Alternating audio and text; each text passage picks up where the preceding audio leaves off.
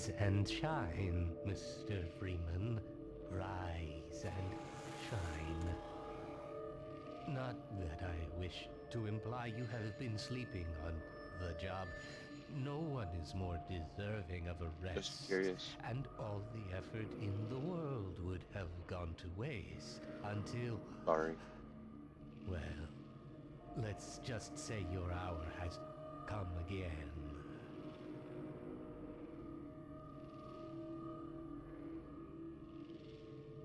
The right man in the wrong place can make all the difference in the world. So wake up, Mr. Freeman. Wake up and smell the ashes.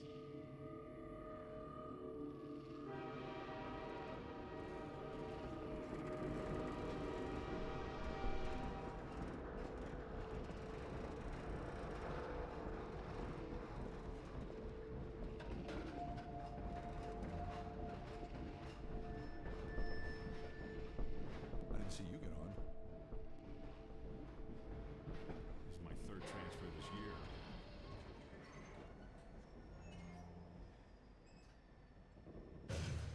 Well, end of the line. Welcome. Welcome to City 17. You have chosen or been chosen to relocate to one of our finest remaining urban centers.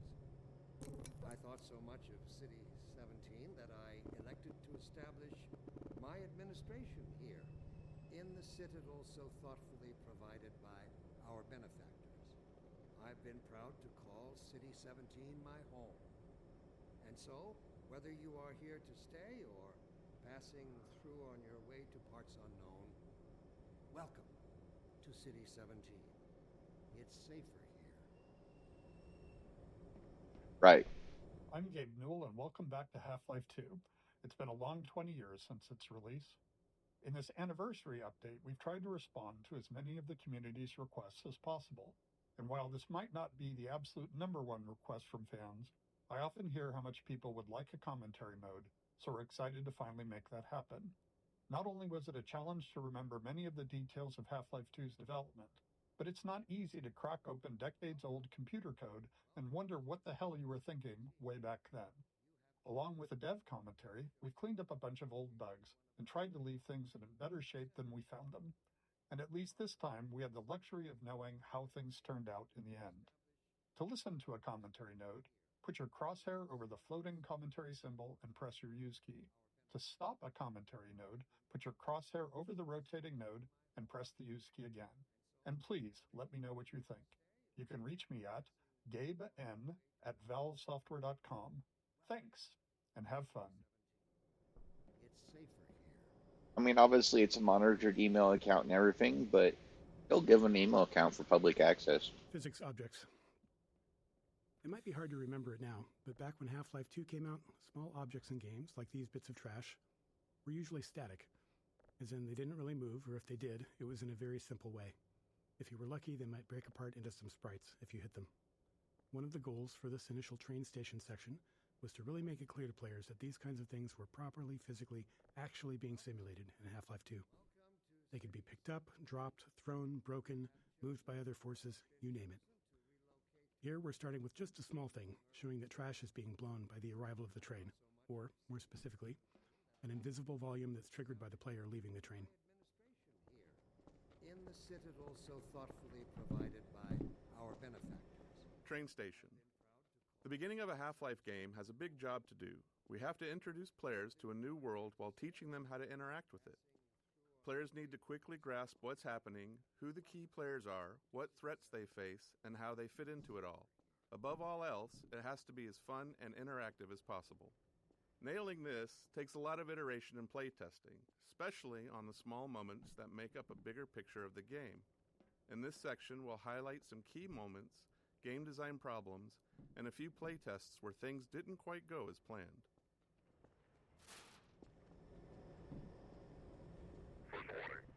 Metro cop shoving citizens. We've only walked a few feet and we're already got problems to solve. We're introducing the Metro Cop, an enemy that eventually we're going to ask players to kill, and giving you a glimpse of the world they're stepping into. It's a simple, clear moment that shows the relationships between the Metro Cops and citizens, and by extension, the player. At the same time, we decided to reinforce the existence of the core physics simulation, showing the way in which NPCs can casually interact with objects in the world. Seeing something like a suitcase knock into another and dislodge was pretty novel back then. These moments at the train station, where we combined multiple goals, were the most successful. They felt natural, like the game wasn't pausing just to teach you a lesson. To City 17. It's safer here. Sweeping Vortigaunt. Another key moment of storytelling, and another nod to the physics system. Here, we're showing how Vortigaunts fit into this new world, which is a big shift from their Half-Life 1 role as enemies. Like so many moments in Train Station, the Sweeping Vortigaunt came from our constant hunt for ways to show characters interacting naturally with the physics system. Why just tell players Vortigaunts are friendly now, when you can show one casually sweeping the floor and knocking around some simulated objects? Nothing signals, hey, don't shoot me this time around, like someone willing to tidy up. I thought so much of City 17 that I elected to establish my administration here, in the citadel so thoughtfully provided by our Overwatch benefactors. stopped our train in the woods I've and been proud took to my call husband for City questioning. 17 my home. They said he'd be on the next train. And so, whether you are I'm here not to sure stay when that or was. passing They're through being on your nice, way though, to parts letting me unknown, wait for him. welcome to City 17. Citizens. When it came time to design the human citizens of City 17 and the world outside the city, we chose to include a variety of races, ages, and genders. Citizens. Citizens. When it came time to design the human citizens of City 17 and the world outside the city, we chose to include a variety of races, ages, and genders.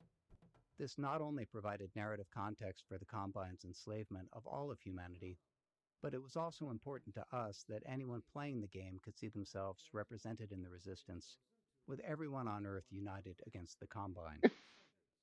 While we found a number of candidates to use as reference in creating these citizens through our daily lives and connections, we ultimately resorted to advertising in the Seattle Times classifieds to reach the desired range of faces that we'd envisioned.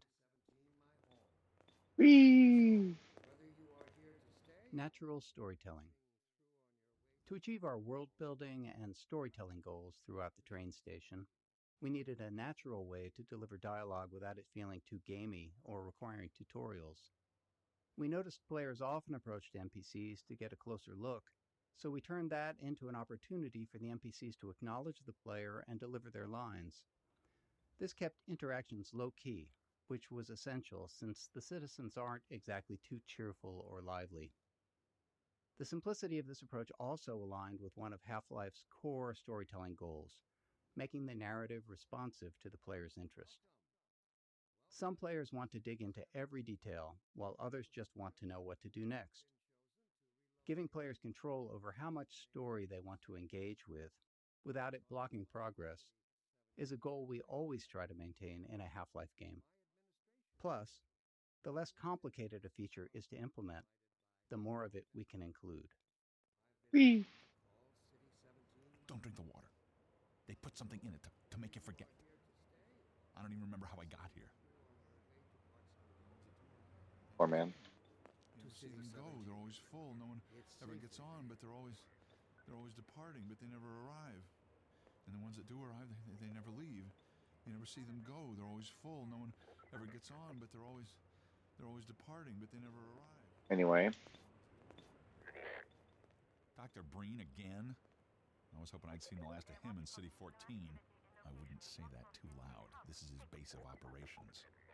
Okay, anyway, we know the story, so let's get on to the commentary. Early tech planning. Shipping a game always teaches us a lot. We finally get to find out which choices we made were good ones, and which were ones we should do differently next time. So after Half-Life 1, when we sat down to start thinking about what kind of sequel we could build, we had all kinds of player feedback to digest. From it, we tried to build a master list of things that Half-Life 2 was going to focus on. We didn't try to design a specific player experience. Instead, we found it more useful to approach the question from a technological standpoint. Black Mesa's security guards and scientists had worked well. What could we do if we pushed it really, really hard on characters? We liked our interactive storytelling. What could we build that would allow us to do even more of it, and a greater variety? The exploration and interaction with the Black Mesa was compelling to players. Maybe a physics system would allow us to take that further. In all these areas, we tried to imagine the best version of it could look like years in the future, and back solve from that a set of technological steps that might get us there. Storytelling. Creating a sense of immersion was a core principle in our approach to Half-Life 1's storytelling, and it led us to the self-imposed constraints of never, or at least very rarely, taking control away from the player and of keeping the player's avatar silent. These limitations made storytelling more challenging at times, but we felt it was important to stay with them for Half-Life 2. Our hope was that by maintaining these principles, we'd push ourselves to explore deeper, more interactive storytelling. Passing through on your way to our sunken world. Welcome. You can't get out. It's safe here. Oh, you're already here. This must be a mistake. Characters. In Half-Life 1, security guards and scientists could best be described as archetypes, not individuals. They were abstractions of characters that matched the visual fidelity we could achieve at the time. But as our technology improved with Half-Life 2, we saw an opportunity to move beyond abstractions. The increased visual fidelity of the character models, combined with improvements in animation, made us believe we could focus on creating individual characters, people you would actually care about. We allowed ourselves to write real dialogue and have characters deliver it in a way that felt realistic enough for players to not think about them as pawns in a video game, and hopefully propel our narrative forward. In 2001, a couple of years into development, we were energized by Japan Studios' Ico. Directed by an animator, it blew us away with its reliance on characters as the key connection to the player, giving us the courage to keep pushing forward. Aboard the express to Nova Prospect. Well, Barney, what do you intend? I'm thinking. Alex is around here somewhere. She would have a better idea how to get him here. Oh, as long as he stays away from checkpoints, we should be okay. Listen, I gotta go, Doc. We're taking enough chances as it is. Very well. And, Gordon, good to see you. Okay, Gordon. You're gonna have to make your own way to Dr. Kleiner's lab.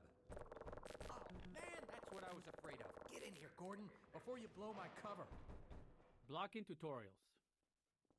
At times, we need to be certain the player has learned something, and the standard method, at least in game development, not in life, is to trap them behind a gate of some kind, where the player must demonstrate their knowledge to be able to continue. We try to disguise these gates as something natural, so it doesn't feel like the game has come to a halt. Of course, time, resources, or the environmental context itself can make that tricky. In this case, we needed to teach the players how to move objects, so a simple stacking puzzle seemed like the best solution. We tested more complex designs, but they ended up being less effective at teaching the actual thing we needed the player to learn. Blocking tutorials too. There are two failures of note in this tutorial. First, players can break it by tossing all the boxes out the window, which is obviously not great. This leaves them stuck and unable to continue, which we consider a game-stopping bug that must be fixed. A clean solution would have been to tweak the window or crate sizes so that the player could fit through but not the crates. The problem was that we really only caught this problem late in development, and making even a simple change like that can have unpredictable game-breaking consequences, and right before launch no less. Also, this issue was purely theoretical. We'd never actually seen players do it. Our playtests of the design space had gone smoothly, with players learning what they needed and moving on. So changing the room's design this late in the game could have disrupted that success in ways that we couldn't foresee, so we opted for a more conservative fix rather than something elegant. If you're curious, try tossing all the boxes out the window and see what happens.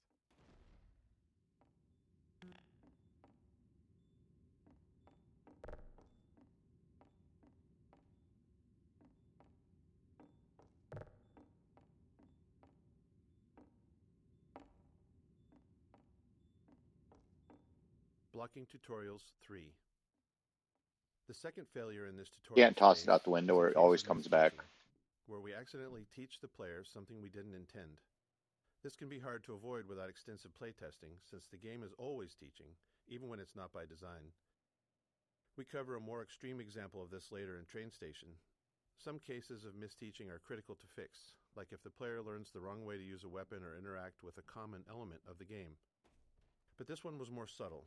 While teaching players to move objects, we also taught them to stack physics objects to escape a space.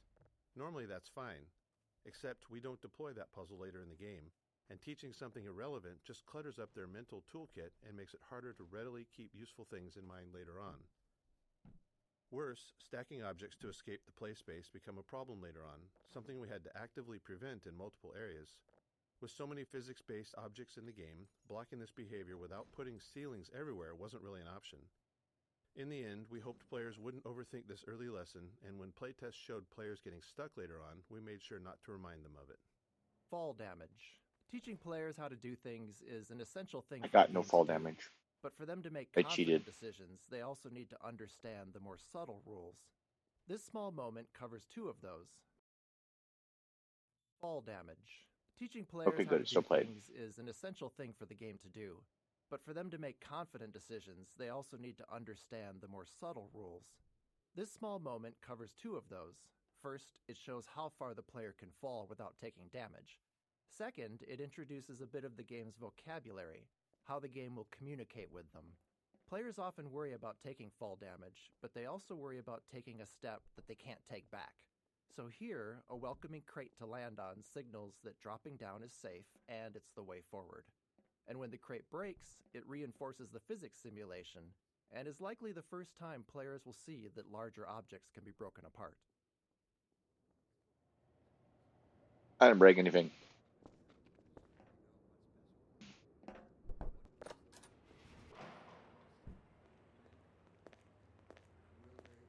Pick up that can.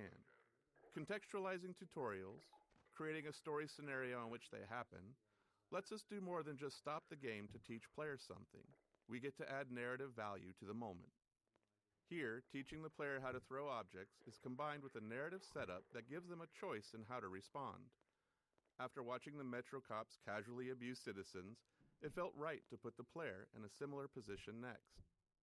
If they had opinions on how the citizens should have reacted, now they get to express them.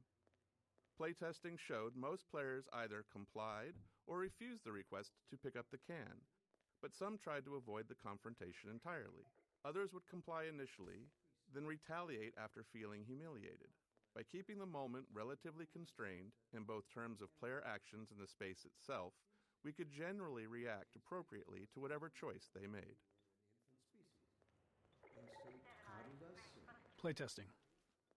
Playtesting is a core part of how we make games. We can never fully predict how players will respond or what they'll take away from what we've built. So we test to learn and hopefully improve. During a playtest, we don't guide or talk to the player, even if they're stuck, as it's extremely unlikely that we'll be sitting there next to the player once the game ships. Our goal is for testers to forget that they're playtesting altogether and play as if they're at home.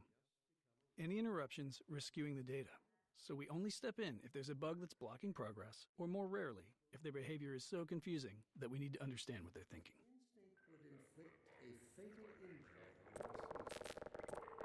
Instinct creates its own oppressors and Anyway. urges us to rise up against them. Instinct tells us that the Early in a Half-Life game, one of our goals is to make promises to the player, giving them a sense of what to expect later on. From movies to TV shows and books, all great entertainment does this in some way, and video games are no different. The promises in a Half-Life game can take different forms. Some are simple, like offering just a glimpse of something intriguing. Others are more layered, like the interactions with Metro cops. By putting the player in a powerless position against them, we set the stage for that future moment when they can finally get to retaliate. I forgot. Let me check. Yep, we're on easy. I have no idea how much commentary there is. The Citadel. We wanted the player's first view of City 17 to highlight the Citadel and its dominance over the city, representing the Combine's complete and total power over humanity. It also needed to serve as a clear goal. Even at the start, you can see where your journey ends. But despite its massive size, playtesters often missed it. A player's sense of depth and scale can be tricky on a computer monitor. If you've played any games in VR, you'll likely have noticed that scale feels more natural. Anyway, in this case, the Citadel's position above the player didn't help things either, which may be because FPS games train players to focus straight ahead or down at their feet. To improve the chances of players taking in the Citadel, we added birds flying towards the structure. A subtle trick we've found helps guide the player's view. Ropes. One of the things we noticed in all of the reference images that we'd gathered for City 17 was that there were cables and wires everywhere, and that they were a large part of the high-frequency detail in view. We loved the look of these older European cities enmeshed in the haphazard web of modern life. We felt like we needed a solution for cables, ropes, and similar elements, and we wanted them to be dynamic. Our level designers were eager to create plug puzzles, and connecting a cord to each plug helped players better understand the mechanics. Early in production, we built a rope system and iterated on it throughout development. Under the hood, each rope is made of multiple segments stretched between the two endpoints, and they can move independently. Each segment acts like a spring and responds to forces in the game, such as a gentle wind or the passing of a Combine gunship overhead. When rendered, each segment is shown facing the camera and is bump mapped, which is crucial for giving the ropes a realistic, rounded appearance. Playtesting Anecdote 1. One memorable playtest reminded us that we can never be certain what players are thinking or what lessons they've taken from their experience. This tester, after playing from the start and stuck trying to open a door, spent several minutes going back and forth between the game and the keyboard settings. When we asked what they were looking for, they said they were searching for the inventory controls, thinking they could use an item they'd picked up earlier to unlock the door. While we'd seen them collect and drop several physics objects, they'd misunderstood what was happening. The tester believed that pressing the use key while holding an object moved it into an inventory because the item dropped straight down. We knew it was just gravity, but their assumption wasn't crazy. Some adventure games of that era did slide items into an invisible inventory that way. We explained there was no inventory, and the playtest continued. Later, we considered whether we needed to address this, but since no other playtesters had the same confusion, and all of our potential solutions were more heavy-handed than necessary, we decided it was an outlier that was okay to remain unaddressed. It served as a good reminder, though, of how even the most subtle, overlooked details can mislead a player. Its irrelevance. And like a Exploration. After being herded through the train station by Metro cops, we wanted to give the player a chance to explore. This plaza offered several ways to interact with citizens, Metro cops, scanners, and the city infrastructure. We aimed for these interactions to continue building the world without needing explicit tutorials, and we refined them until they work naturally, without any real training. Instinct slyly and covertly compels us away from change and progress.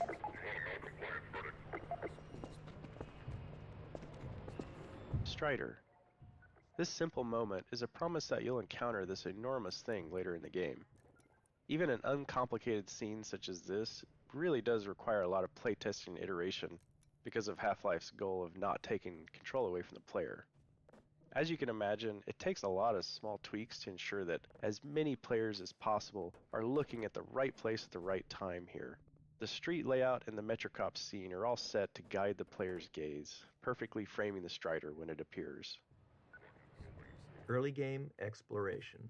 Up until this plaza, the player likely hasn't had to think much about their path, as it's been clear and straightforward. But here, we wanted to encourage exploration, which meant making the way forward less obvious, which can produce a feeling of being lost or, worse, confused, as you might expect. These kinds of shifts can be tough, especially early in the game, when the player is still learning the game's guidance cues. Here, it's further complicated by force-fielded checkpoints, which allow NPC citizens to move through, but restrict the player, leading many playtesters to believe that there was a way to bypass them. Ultimately, it was extensive testing that helped us find the right visibility for the alley forward, using lighting, layout, and a wooden crate, an object players have already used as a sign they're headed in the right direction, all to subtly guide them forward. The wooden crates. Because in Half-Life 1 you learned that there was stuff in wooden crates. Closed captions. During Half-Life 2 development, we were approached by folks interested in accessibility who encouraged us to go beyond the subtitle system we had built for Half-Life 1. They requested a full-featured closed captioning system to capture all game sounds, not just dialogue. This turned out to be a much tougher challenge than expected. Half-Life 2 produced a wide variety of sounds, and categorizing them for captions was crucial. Prioritization was also key. Dialogue needed to stand out, and it had to be clear who was speaking. Ambient sounds, like distant combat, were important for setting the mood in some levels, but less so if there was an enemy shooting nearby. Our level designers also often reuse sounds in different contexts, so sound might require captioning in one area, but not in another. Ultimately, every sound in the game ended up with its own caption data, formatted almost like a small version of HTML, giving us control over the visual style of each caption. As with the audio files, the caption data was too large to keep in memory, so we built an asynchronous caching system to handle it efficiently.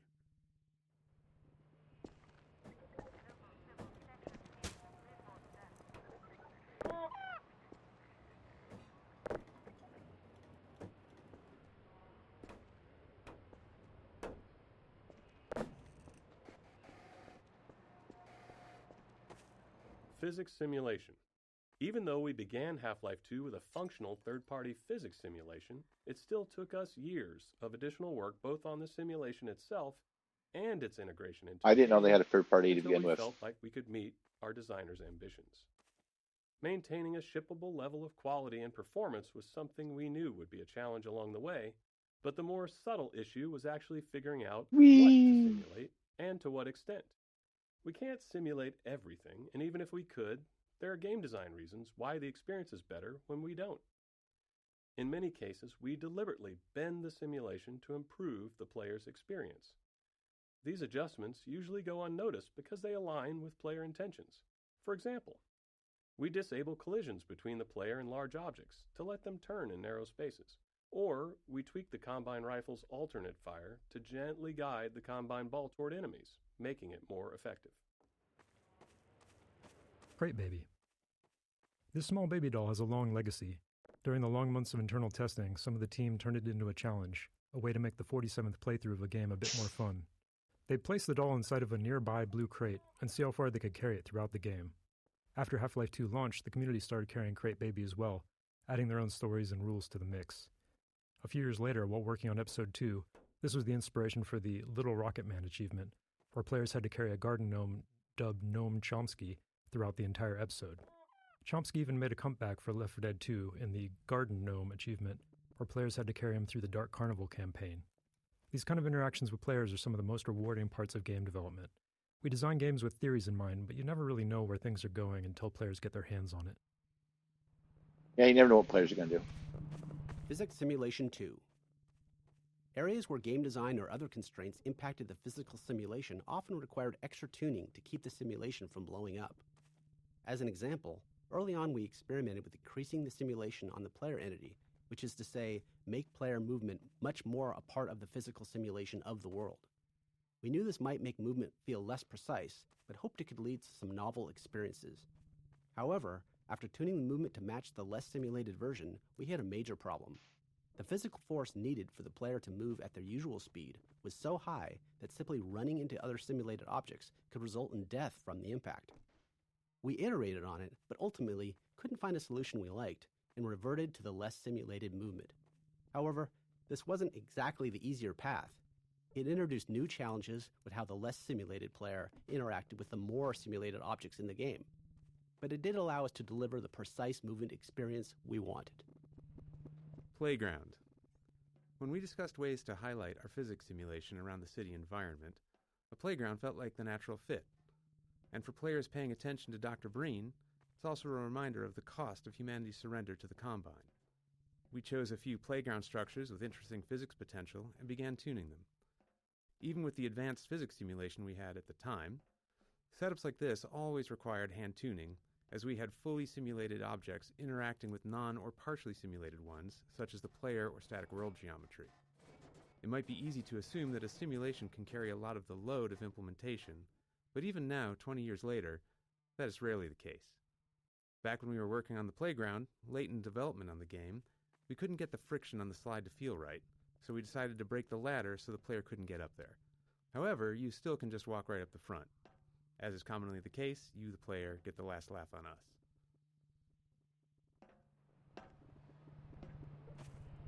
Anyway, hey, great baby. Oh my goodness. Ah, there we go. I had the crate baby going all good during the commentary.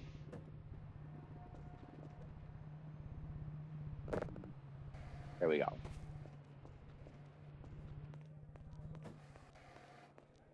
Oh. Damn it!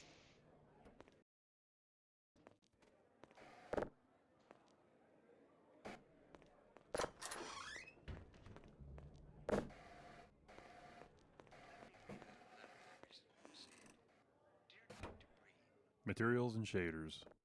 Half-Life 2 came out in the midst of a significant shift in 3D graphics, where the industry moved from textures to materials and shaders. In Half-Life 1, every surface had a Materials and shaders. Half-Life 2 came out in the midst of a significant shift in 3D graphics, where the industry moved from textures to materials and shaders. In Half-Life 1, every surface had a texture, essentially an image wrapped onto the polygons of the surface. But by Half-Life 2, just 5 years later, every surface had both a material and a shader. The shader was a lump of code that customized how the surface was rendered. The material defined properties for how the surface behaved physically and how it responded to gameplay features. It also held references to textures and other parameters for the shader to use for rendering. As a result, artists and designers had much more control over how things looked and behaved. However, this came with a trade-off. Half-Life 1 could run on a computer with only a CPU, but Half-Life 2 required a GPU because the computations needed for materials and shaders were specifically designed for GPU hardware. The refracting glass door here is a clear example of a custom shader, but every surface in the scene is actually running a shader of some kind.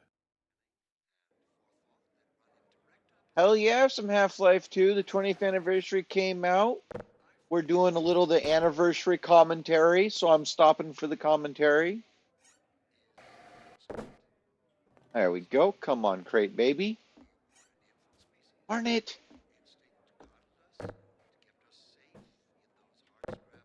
Okay. Gently. Okay. What's Swift the stairs? Uh-oh. You know what? Screw it. I did the gnome. I'm not going to do the crate baby. Cube maps. I already did With gnome. the addition of materials and shaders, we needed a solution for reflective surfaces like glass and steel. These surfaces had to know what to reflect, but in 2003 we couldn't do any of that rendering in real time, so we developed the cube map system for pre-computed reflections. A cube map is a set of 6 images on the inside of a cube, capturing the environment in every direction, like a panoramic photo that surrounds you on all sides. Level designers placed invisible marker entities throughout the levels, and during map compilation, we generate a cube map at each marker. Then, during gameplay, when rendering a reflective surface, we locate the nearest pre-computed cube map to create the reflection. Was that you knocking? I didn't even know we still had a door. Field of view. In Half-Life 1, we used a 90-degree field of view. Oops. In Half-Life 1, we used a 90-degree field of view, or FOV, which was fairly standard for first-person shooters at the time. But during Half-Life 2's development, we grew unhappy with it. With our game's focus on characters, we'd put extensive effort into detailed facial and body animations. But the 90-degree FOV just didn't allow players to get close enough to fully appreciate that detail. So we began experimenting with a tighter FOV, and ultimately landed on 75 degrees. It took some adjustment for both us and players, and it required an additional FOV for view models, which are the player's weapon, held at the bottom of the screen. Their models were originally built with 90 degrees in mind, so they looked distorted at 75. But this change succeeded in doing what we wanted, putting our characters front and center in the game. Reference maps. As our characters grew more lifelike between Half-Life 1 and Half-Life 2, we wanted the game world to feel equally realistic. In Half-Life 1, the limitations of first-person games often made it easier to lean on stylized or abstracted environments. But with Half-Life 2, we set out to create a setting that felt grounded in reality, which meant focusing on a lot of small details we hadn't before. One of our main steps was creating reference maps to standardize how we'd map real-world proportions into the game. These maps establish details like wall and door dimensions, doorknob heights, interior light. Oh man. Reference maps. That's As TV. our characters grew more lifelike between Half-Life 1 and Half-Life 2, we wanted the game world to feel equally realistic. In Half-Life 1, the limitations of first-person games often made it easier to lean on stylized or abstracted environments. But with Half-Life 2, we set out to create a setting that felt grounded in reality, which meant focusing on a lot of small details we hadn't before. One of our main steps was creating reference maps to standardize how we'd map real-world proportions into the game. These maps establish details like wall and door dimensions, doorknob heights, interior lighting, furniture scale, and the general scale of common objects. We created standardized textures for level designers, complete with scale and lighting values, so layouts would be consistent from the start. Besides setting up the physical world, these reference maps defined how the player would move through it, how high they could jump, how low they could duck, and the size of spaces like vents. Using these maps as foundation, we were able to keep our world geometry consistent and ensure realistically sized spaces across the game. Whee! I can't take it anymore. He's gonna be okay. Yeah, we've all seen the story. Missing material. Early on in developing our low-level graphics code, we realized it would be difficult to spot polygons that weren't rendering due to a missing texture. When this happened, you'd typically just see black where the polygon should be, which could easily go unnoticed in darker scenes. To catch this bug more reliably, we created an error texture that would be visually unmistakable and generated automatically whenever a texture failed to load. This gave rise to the now iconic purple and black checkerboard texture, which has since taken on a life of its own well beyond Half-Life 2. Wait, there's nothing else in here. Hell yeah! Tiva, welcome on in. Yes, Half-Life, but with commentary for the 20th anniversary. The section ahead, where the Metro cops raid the apartment while the player is inside, took a lot of iteration to get right. Generally, we design Half-Life to let players set their own pace, since people move through the game in a variety of ways.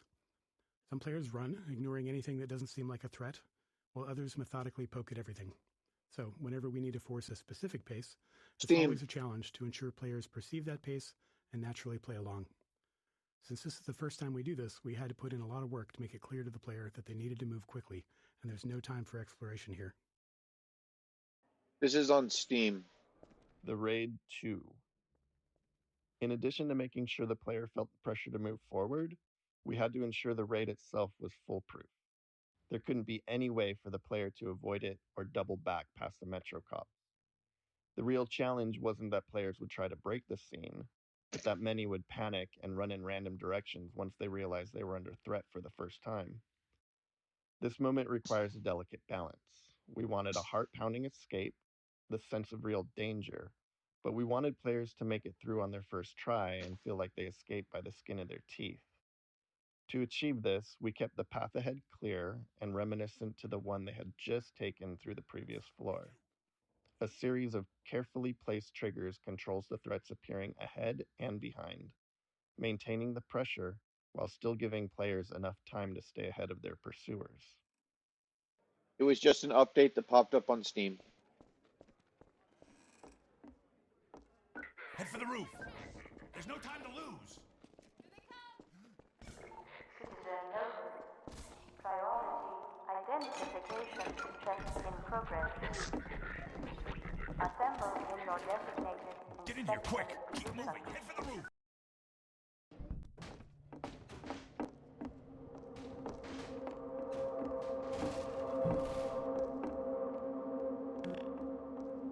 health and no HUD. The rooftop chase sequence posed a unique design challenge. We didn't want it to be a true gameplay obstacle, and our best case was for players to make it through on their first try. But we still wanted to create the sense of real danger, where players felt legitimately threatened if they didn't keep moving. The challenge was that without the HEV suit, players don't technically have a heads-up display or HUD, which means no way to show damage or remaining health. After some experimenting, we created a special health system for this section, using a red glow around the screen to indicate damage. Players reacted as we hoped, taking it as a sign to keep moving, and the chase unfolded as intended. To top it off, we made health regenerate quickly so the glow wouldn't linger, reinforcing to players that running was indeed the right choice and ensuring players weren't taken down by a stray bullet at the end just because they dawdled or hesitated earlier on. I have no idea how much commentary is in here, but we're here first casual play. Anecdote 2. In the upcoming section, we needed the player to be knocked down so Alex could save them. With limited time and resources, we simplified the encounter as much as possible, reusing existing systems and letting it play out like a normal combat sequence, with a custom event triggered when the player died. After a few playtests to fine-tune the timing, we moved on. But as we got close to shipping, we encountered a problem with a playtester who quick-saved constantly and immediately hit quick-load whenever they thought they'd failed. When a Metro cop hit them, they quick-loaded before Alex could step in, repeating this more than 10 times before we asked them to stop. At this stage of development, in the final bug-fixing phase, we had to limit ourselves to fixing only game-breaking issues, since even small changes could risk breaking something more important. Knowing this was a rare edge case, because most players had no trouble, we made a few conservative changes. We shortened the delay between the knockdown and Alex's first line and changed the fade-out color to white instead of black, which wasn't ultimately that useful since players hadn't died enough yet to associate black with death. We considered disabling quick load for the few seconds that the scene plays out, but we were worried that could introduce a bug where quick load became disabled permanently.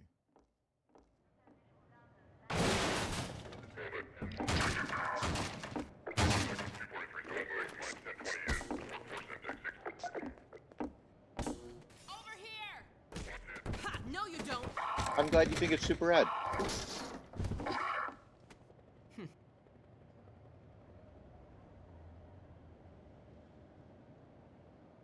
Dr. Freeman, I presume. I better hurry. The Combine can be slow to wake, but once they're up, you don't want to get in their way. Dr. Kleiner said you'd be coming this way. Alex. Why am I listening to her? Nailing Alex's design was a big challenge. We wanted the player to both respect and care for her.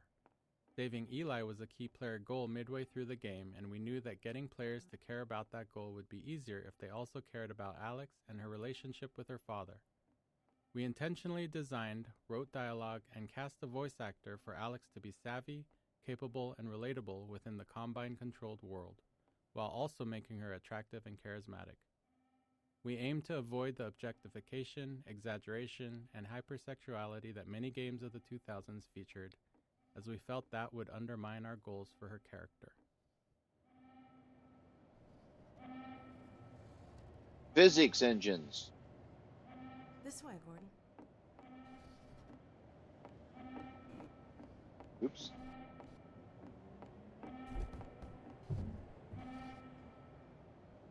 The fuck was that?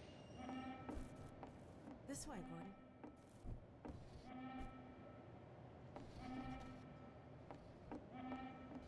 Okay. That seems to be...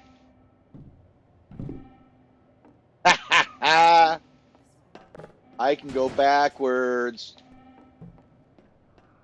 Okay. Oh, is the window actually become solid?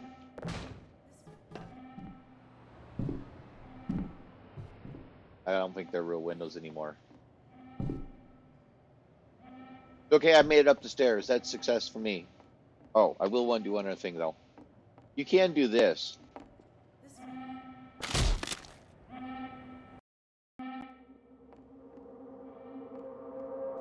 This way.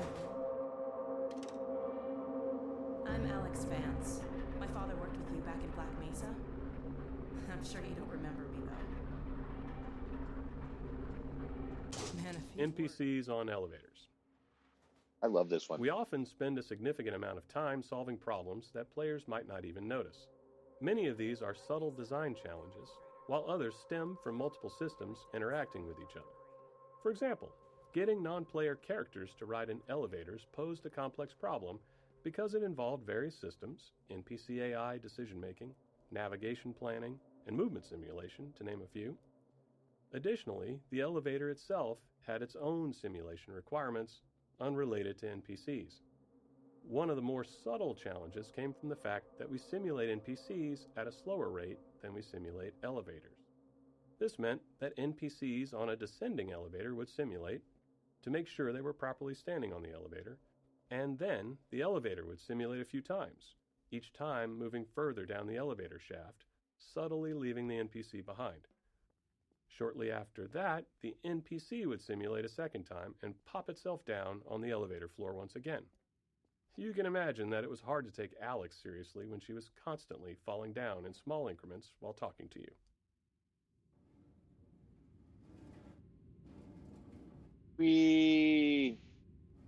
I'm writing it.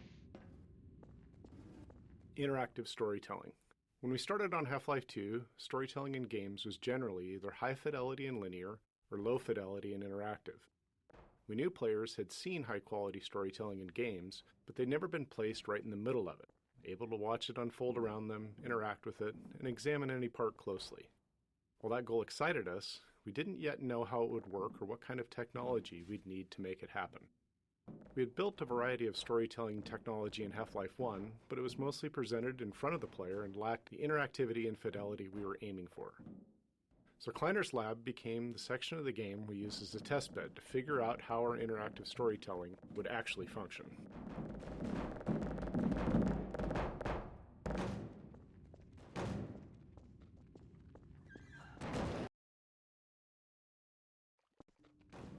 Funny you showing up on this day in particular.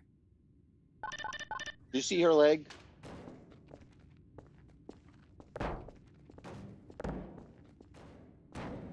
Kleiner's Lab. Kleiner's Lab was the first piece of storytelling we worked on, and the one that took the longest to figure out. In addition to its role in launching the player into the game, it eventually became the unifying vision for the development team in terms of storytelling. As we began building our characters and narrative delivery around the player, many questions arose, all of which felt like major risks for the game. Would players be able to extract the important information from the scene? Could we get them to care about these characters? How would we support players with varying levels of investment in the story? How costly would it be to produce a scene like this? And how many more would we need? These and many more were questions we couldn't answer until we'd built enough of the scene and tested it with a lot of playtesters. Frustratingly, unlike many other problems we face, these weren't questions we could confidently answer until we had done significant work. We can often test gameplay ideas with low-fidelity prototypes, but if a player isn't invested in our storytelling when the characters are just gray blocks, how confident can we be that they'll care once the characters are fully realized? Choreography. The system we built and iterated on to deliver Half-Life 2's storytelling was internally called Choreo, short for choreography. Early on, we found it useful to imagine we were writing a play where one of the actors didn't know the script. We needed a system that could control all the other actors, moving them around the stage, delivering their performances and speaking their lines. To handle this, the other actors would need to seamlessly mix our directorial commands with dynamic responses to the player's position and behavior. Timing was clearly going to be a major challenge, as any part of the scene might need to lengthen, contract, or even pause, depending on what the player was doing. FacePoser. The primary tool we built to power the Choreo system was called FacePoser, an inaccurately named program that allowed our animators to lay out the entire structure of our scenes along a timeline. The timeline contained a series of choreo commands for the actors, along with all the necessary information for them to perform those commands. By layering these commands on the timeline, animators could easily describe how an actor might need to face one thing while talking towards another and walk to a different location, all at the same time. But the timeline wasn't a fixed linear sequence. Actors would follow their commands, but they had to respond dynamically to the world around them. An actor might take longer to move to a location if the player is in the way, or they might need to wait to deliver a line because another actor has been delayed by the player. FacePoser allowed us to rapidly iterate on scenes, trying different layouts, dialogue deliveries, and timings.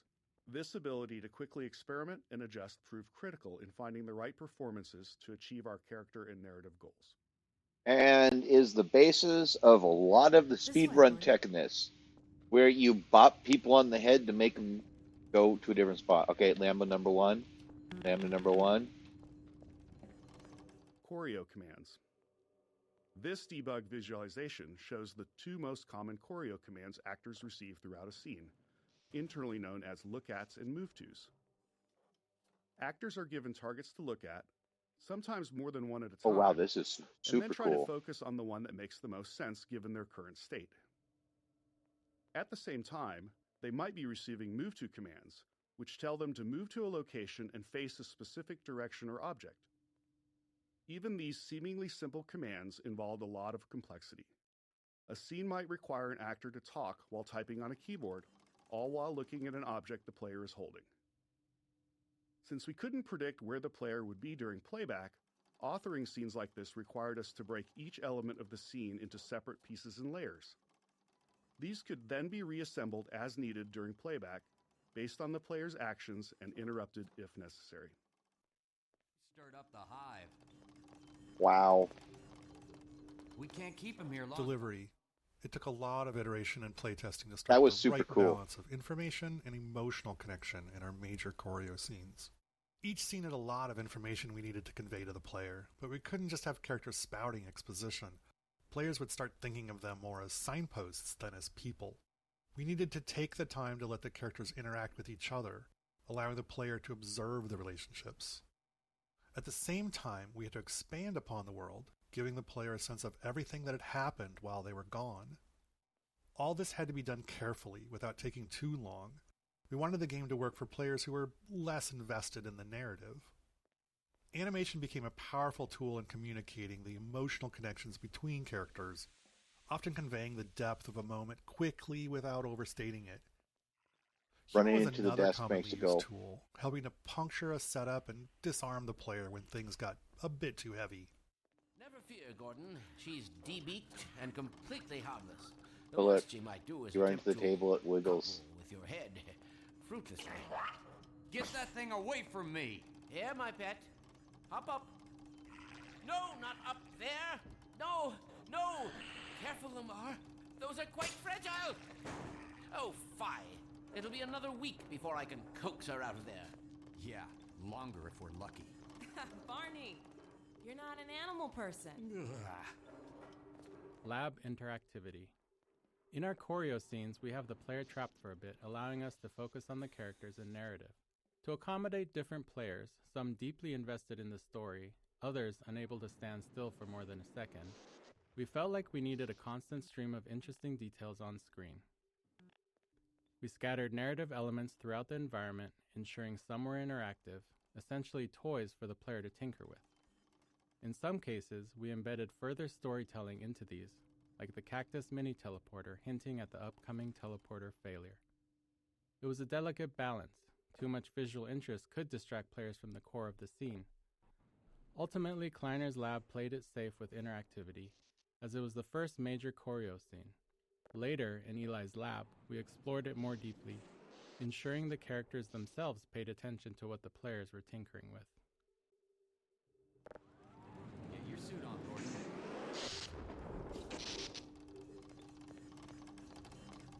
Writing. In the Half-Life 1 era, player goals in FPS games were still largely about fighting and defeating an obviously evil enemy. It was hard to get players to care about characters when they were as low fidelity as they were in Half-Life 1. With the planned improvements in character fidelity for Half-Life 2, we wanted to take a shot at making characters the driving force of the narrative. Our goal was for the player's motivations to align with those of our characters, for the player to care about these people, their hopes and fears, and to want them to succeed. With this in mind, we were able to assemble our approach to character and dialogue. We would create a set of characters who liked and cared about each other, hoping that the player would feel the same. These characters would interact in a way that felt inclusive, like a group of old friends who see the player as one of them, just someone who's been away for a while. If the characters demonstrated realistic emotional connections with each other, we believed we could build an emotional connection with the player as well. Character reactions. Figuring out what characters should react to and how was an ongoing challenge. At the core, we always want the game to respond to player input. However, any response from the game can be seen as a reward by the player. So, what characters react to and what they ignore teaches the player about the kind of input the game expects. As a result, we made sure to respond to things we wanted more of, like players tinkering with devices in the lab, and ignored behaviors we wanted less of, like players repeatedly slapping Kleiner in the face with a box over and over again. Seriously, we watched a playtester do it for 5 minutes straight. Don't worry, I won't look. Animation. Constructing believable human motion for our characters out of many discrete layers of animation required a lot of technological iteration. Even simple actions like turning to look at something or walking to a location became more complex when combined with the need to dynamically respond to the player and the requirements of choreo commands. For example, turning to look at something had to be fully composed, allowing a character to use any combination of its eyes, head, shoulders, upper torso, or full body to face a target. In Half-Life 1, human characters had their bodies separated into upper and lower halves, allowing them to walk in one direction while facing another. However, this approach was too abstract for Half-Life 2's characters. Instead, our animators created walking animations in all 8 directions of the compass, which could then be smoothly blended together at runtime. Cool. Tone. Setting the right tone for our characters and their dialogue was critical.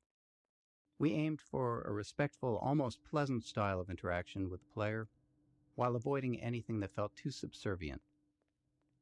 This balance was especially tricky with Alex, who needed to support the player without compromising the strength of her character, something we felt was crucial for players to respect her. Her relationship with Eli was a core driver of the player's motivations, so it was important that players liked her and wanted to help her. We also wanted to contrast the warmth and camaraderie between the player's allies against the hostilities of Breen and the Combine, inspiring a sense of righteous indignation in the players for the battles ahead. Archetypes. We wanted to create narrative links between Half-Life 1 and Half-Life 2 through our characters. Our idea was to design individuals who felt like representations of Half-Life 1's archetypes, so that players might find them familiar, almost as though they'd met them in Half-Life 1 at some point that they couldn't quite remember. We based Dr. Kleiner on the scientist model we felt was the most iconic, and his personality was largely shaped by Hal Robbins, whose voice and performances had defined the Half-Life 1 scientists. One day, when we were in the thick of trying to figure out this character, Dr. Kleiner's face came into focus as we happened to share an elevator with an accountant from an office on another floor of our building, and looking at him, it was clear that this is Dr. Kleiner's face. Luckily, he was receptive when we asked if we could photograph him for a video game character. Funny and cool. Voice actors. To create more responsive and multidimensional characters in Half-Life 2, we needed to evolve our approach to working with voice actors. While running through a script with a modicum of direction was sufficient for much of the NPC dialogue for Half-Life 1, for Half-Life 2, we decided to give the actors more of an opportunity to be involved in helping to define the characters and bring them to life. We provided much more story context to the actors, showing them the game world, the environments their characters inhabited, and the other characters they interacted with. We sought actors who could take all that information and synthesize it into their performances to elevate their characters beyond what we had imagined. We held multiple sessions with the main actors, allowing them to digest and build upon their characters over time. For scenes where characters are interacting with each other, we'd often cue an actor with performances from other actors in the scene to create a better sense of connection and flow. Though we'd arrive at the studio with a script and a plan for the recording session, we made sure that the actors felt empowered and had the space to bring their own ideas to the character and performances. Having animators attend the voiceover sessions also proved critical, as they were responsible for stitching the characters' dialogue together with physical actions and expressions to form the resulting choreo scene. Often, animators found that their plans for how a scene would play out evolved quite a bit after working with the voice actor.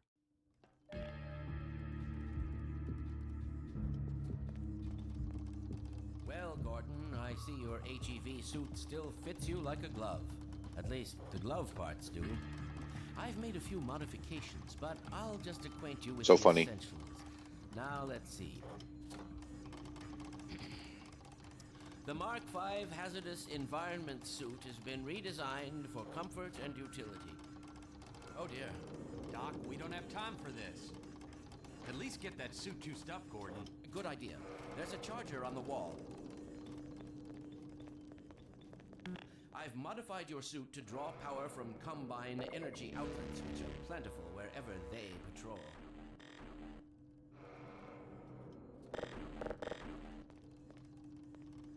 Meanwhile, let's get this show on the road.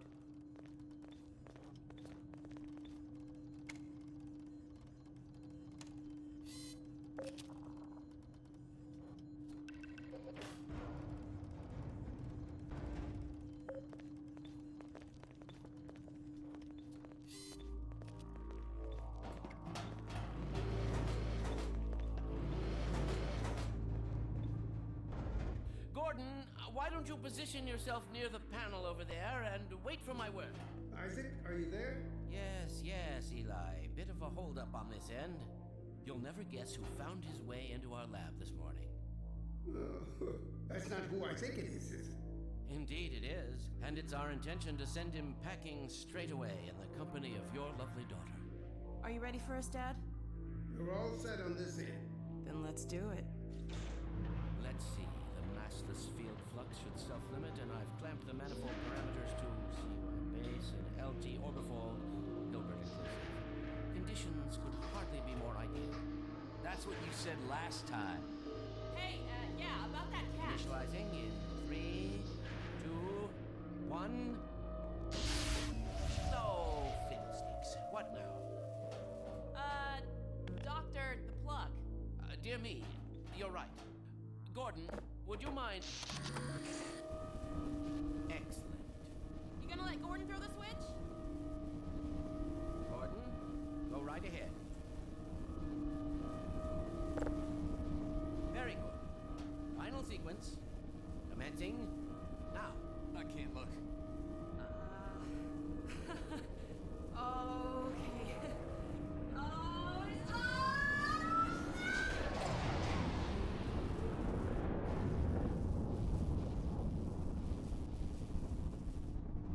Well, did it work? See for yourself. Hey, Doc. Thank goodness. My relief is almost palpable. Fantastic work, is it? Well, I can't take all the credit. Dr. Freeman proved an able assistant. Let's go ahead and bring Gordon through now. Right you are. Speak to you again in a few moments. Good job, Gordon. Throwing that switch and all. I can see your MIT education really pays for itself. All right, Barney. Your turn. Gee, thanks. Gordon, as soon as you're in position, we'll send you to Eli's. And not a moment too soon. Scene interactivity. Little condescending. Points in our choreo scenes, we require the player to take action.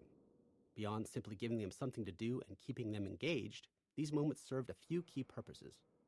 First, they allow the player to catch up even if they've been distracted by something else in the environment. The scene could safely pause until the player completed the task, ensuring they were back and paying attention. At the same time, it let us position the player where we needed them, which was useful for framing the scene and making sure they saw something important. In some cases, we got double value out of these moments by using them to train the player. Here, they're learning to interact with plugs and sockets, a skill they'll need for puzzles later in the game. Alex's kiss. It's a small moment, but Alex's kiss on Eli's cheek was important. Eventually, we're going to ask the player to save Eli, and we want them to care about him. To build that emotional connection, we needed to show the warmth and affection between Alex and Eli. We didn't want to oversell it with dialogue or make it too big of an event. It had to feel genuine, not performative.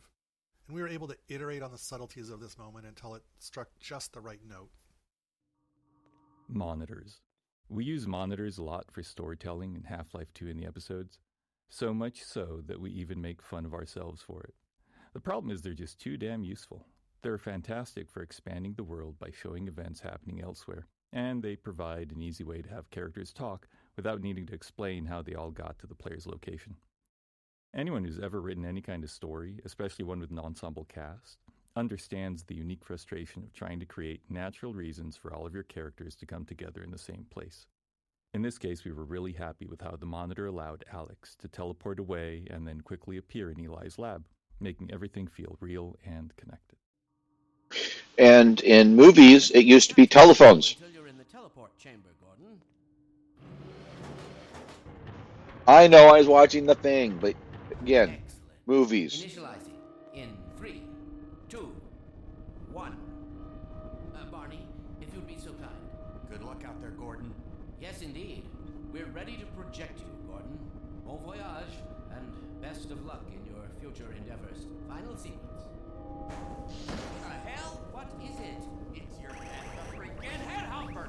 Bar, ready, no! Now!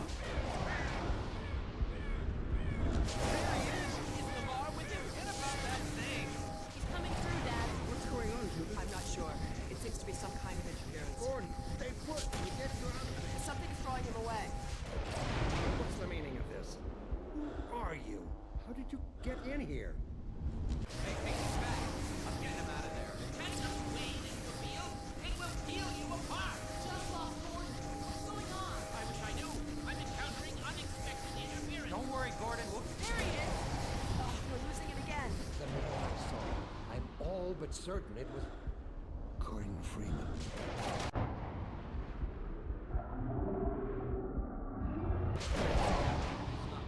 He didn't come through. Then where is he? Behind you. Shut it down. Shut it down. Gordon, you must get out of here. Run! Get down out of sight. I'll come find you.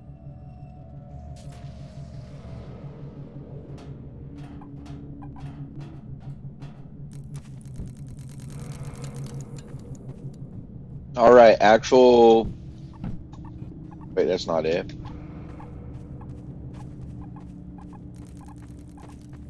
I gotta remember how to play this game.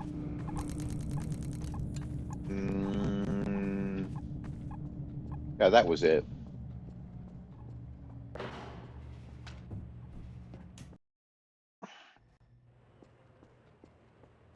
Okay. Save. And then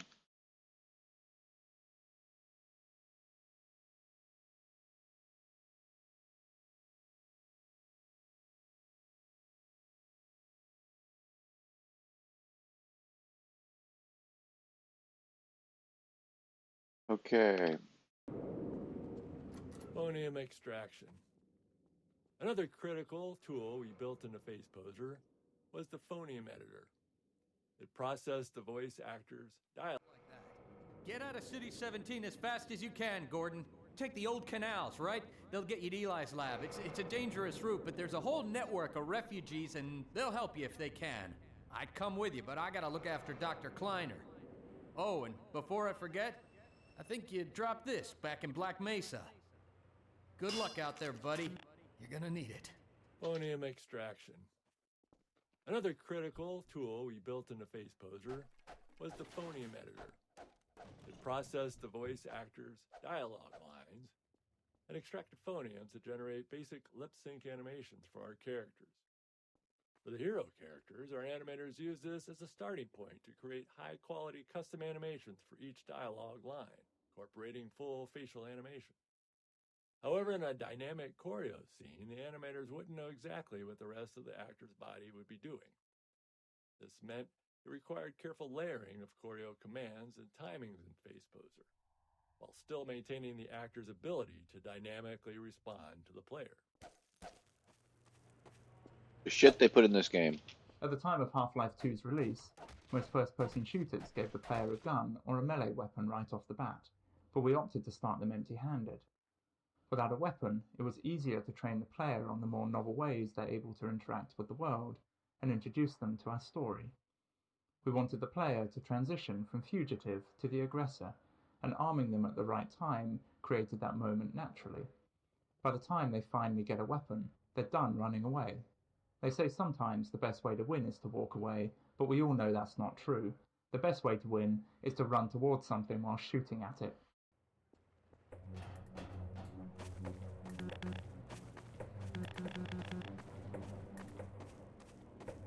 Dynamic mixing. During gameplay, many sounds are playing at the same time, but some are naturally more important than others, and we need to set the volumes of the sounds relative to each other to ensure that the important ones stand out. In a movie, this sound mixing is done as a post-process, but in a game, it happens real time, responding to the player's actions, so we can't predict ahead of time which sounds will play simultaneously. To handle this, all the sounds are grouped into types and tagged with priorities. Then during gameplay, the audio system monitors all the active sounds and lowers the volume of sounds in a group if a higher priority sound is playing. And this mixing is adjustable. If the gunshots need to be loud in one scene, we can make them higher priority there. If a specific line of dialogue needs to be heard clearly, it can then force all the other sounds to drop in volume. And we do the same thing with music. It's a subtle but very critical system, and it just prevents the soundscape from becoming too cluttered.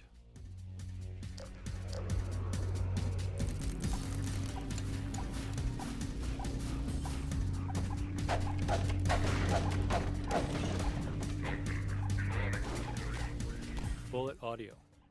If there's one thing we're sure of, it's that a lot of bullets will fly past a player throughout the game. So we spent a bunch of time trying to perfect the audio treatment for it. Unfortunately, bullets in the game are essentially instantaneous, so we can't just attach a sound to them and rely on the movement for positioning. So after some experimentation, we landed on this solution. By figuring out the closest point on the bullet's trajectory to the player's ear, we calculate the exact time and position the bullet would conceptually pass them. We then play two different sounds at that point to fake a Doppler effect, one for the bullet's approach and one for its departure. And we delay the departure sound based on the calculated time the bullet passed by. Audio caching. Another problem we ran into was the sheer amount of audio in the game. With all the gameplay sounds, music, and dialogue, we had too much audio to be able to store it all in memory. Memory was at a premium in 2003. But as you can imagine, we need to be able to play sounds immediately, especially if they're gameplay related. So we built an audio cache, which stored only LOL. Phonium extraction. At the time of Half-Life 2's release, most first-person shooters... Phonium. The Citadel's on full alert. I've never seen it lit up like that. Get out of City 17 as fast as you can, Gordon. Take the old canals, right? They'll get you to Eli's lab. It's a dangerous route, but there's a whole network of refugees, and they'll help you if they can. I'd come with you, but I gotta look after Dr. Kleiner. Oh, and before I forget, I think you dropped this back in Black Mesa. Good luck out there, buddy. You're gonna need it. So, that damage I took is an example of object moving really fast. The train had it... Dynamic. The train made it like... Yeah.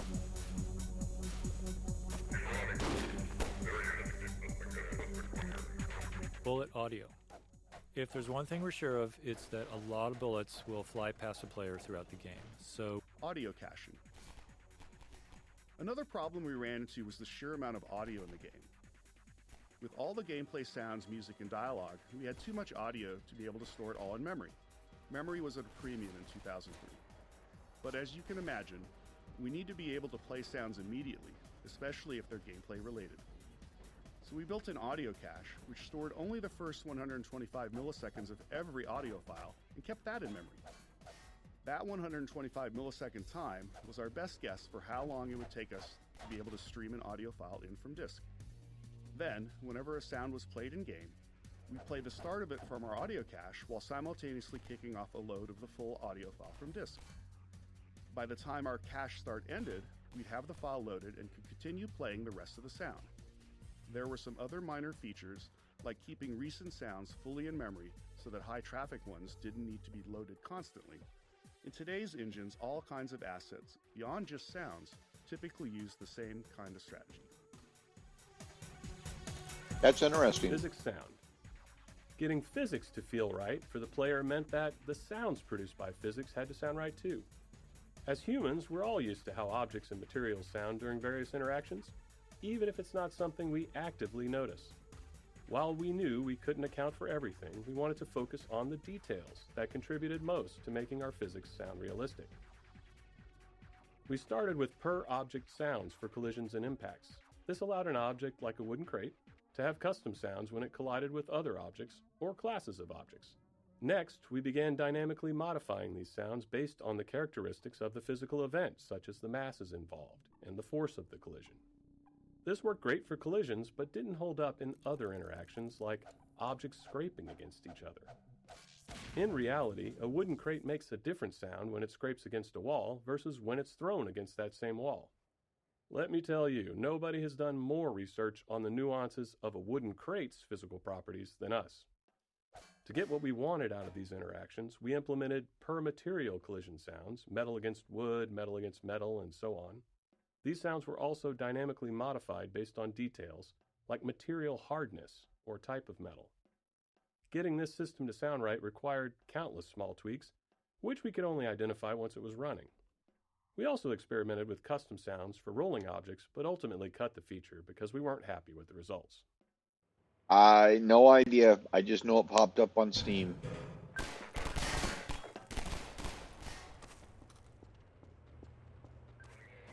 This is not the way. I missed my jump.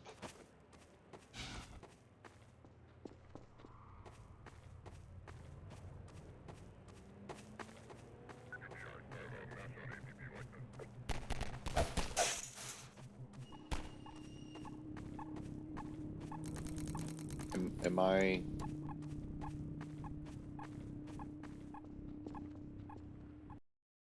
Audio caching. Another problem. Don't care.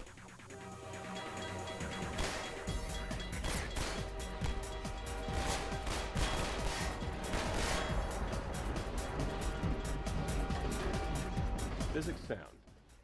Getting physics to feel right for the player meant that the sounds produced by physics had to sound right too. As humans, we're all used to how objects and materials sound during various interactions, even if it's not something we actively notice. While we knew we couldn't account for everything, we wanted to focus on the details that contributed most to making our physics sound realistic. We started with per-object sounds for collisions and impacts. This allowed an object like a wooden crate to have custom sounds when it collided with other objects or classes of objects. Next, we began dynamically modifying these sounds based on the characteristics of the physical event, such as the masses involved and the force of the collision. This worked great for collisions, but didn't hold up in other interactions like objects scraping against each other. In reality, a wooden crate makes a different sound when it scrapes against a wall versus when it's thrown against that same wall. Let me tell you, nobody has done more research on the nuances of a wooden crate's physical properties than us. To get what we wanted out of these interactions, we implemented per-material collision sounds, metal against wood, metal against metal, and so on. These sounds were also dynamically modified based on details like material hardness or type of metal. Getting this system to sound right required countless small tweaks, which we could only identify. Automating DSP. All the sounds the player hears are processed through our digital signal processing system. Shoot. Automating DSP. All the sounds the player hears are processed through our digital signal processing system, Let's wait right or here. DSP. And this just refers to how audio is altered to reflect the environment the player is in. For example, the same sound will differ when heard in a parking garage, a small room, outdoors.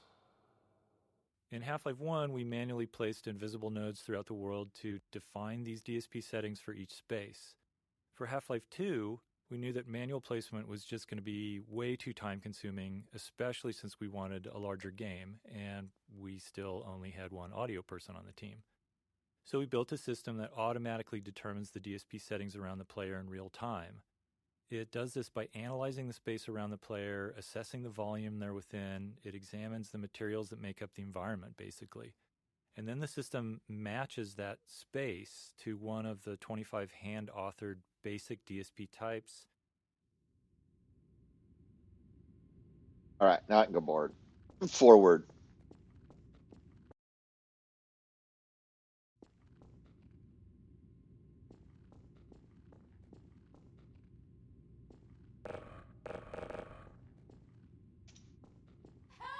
Oh, this one. Stop! We didn't do anything! They'll be looking for you now. You'd better run. There's nothing else you can do here.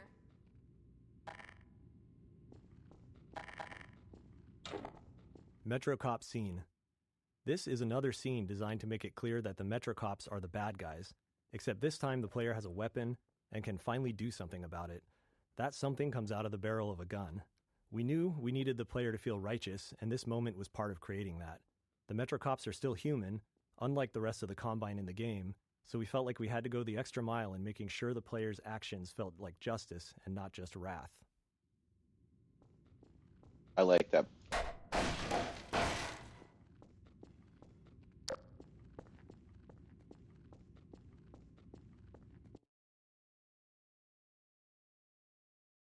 My God, my neighbors. There it is.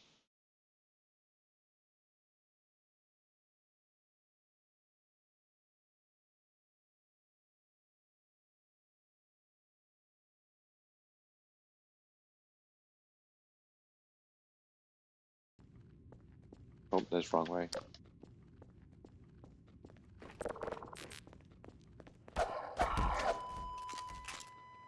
Thank you. Staircase. There are situations throughout the game that stem from simple and quite straightforward design goals, and this staircase features two of them. The first was to frame the Citadel as it awakened, showing the player they stirred up the hive. The second was to showcase our ragdoll system. While it's standard now, in 2004 it was still a novelty to see bodies tumble realistically, and stairs provided a perfect stage to make that happen.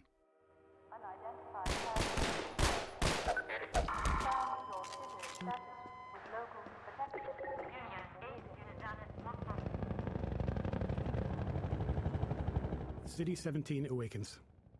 The early train station section was designed to make the city feel indifferent toward the player, as if Gordon is just another nameless, faceless citizen, ripe for subjugation. But during the tenement raid and rooftop chase, the city identifies the player as an anomaly and starts to stir. Now, with the player as the aggressor, the city fully turns its attention on them. The Overwatch PA system, first heard during the raid, played a key role in delivering this message. If players listen closely, there's a lot of information about the city's awareness. Even when players didn't pay attention, though, the audio treatment still conveyed the emotional message we were aiming for.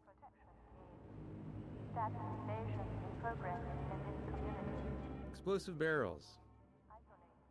Here, we introduce explosive barrels, a staple of first-person shooters, but with a new twist. The second pistol shot sets the barrel on fire, starting a timed detonation. A third shot will detonate the barrel immediately.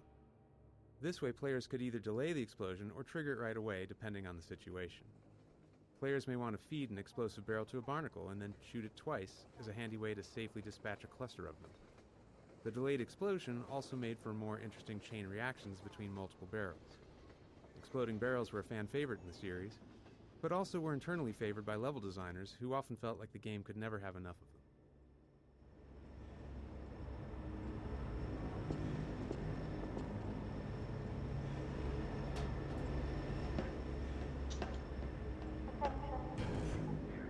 Unidentified person of interest.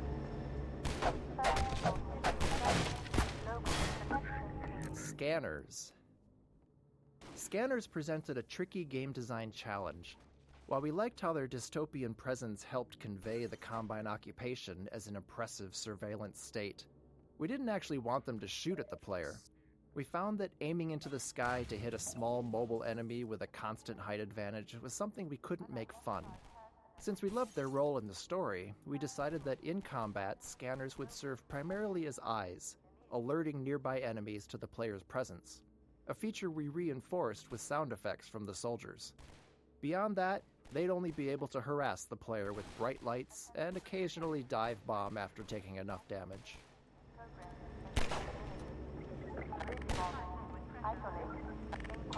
Lambda caches. Technically, the first Lambda cache is at Kleiner's lab, but this is the first one the player finds on their own. We added Lambda caches to encourage exploration and to hint players where hidden resources could be found, with a fiction being that they were being placed by the Resistance as part of their underground rebellion. In Half-Life, the contents of supply crates were predetermined by the level design. In Shell 2, we introduced adaptive item crates that give the player whatever they are low on at the time, based on resource targets set by the level designer. Overwatch.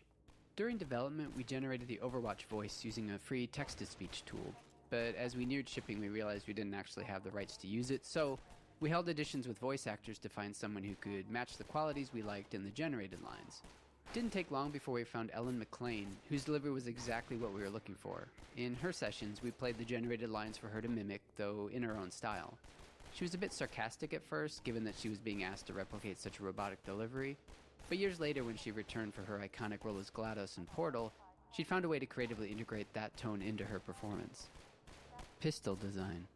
The standard pistol is the workhorse of the game, functioning not only as the first range weapon you learn to use, but also as a method to interact with physics and destructible objects at a safe distance for the entirety of the game. To help make it feel more responsive and fun to use, the pistol employs a refire mechanic that's unique to it in the game. The gun will fire as fast as the player can click their input button, meaning that they feel an instant response to their input, and the faster they can click, the faster they can shoot.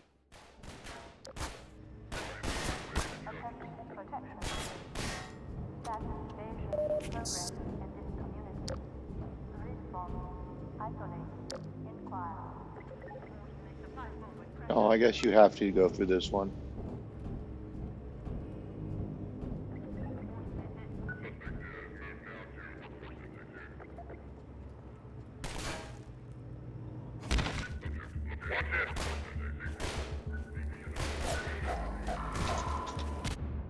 Oops.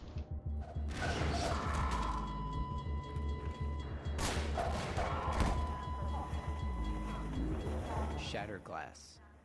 When designing early levels where there are fewer mechanics in the player's toolkit, we found that it's just as engaging to spotlight new technical features instead, as we did here with breakable glass.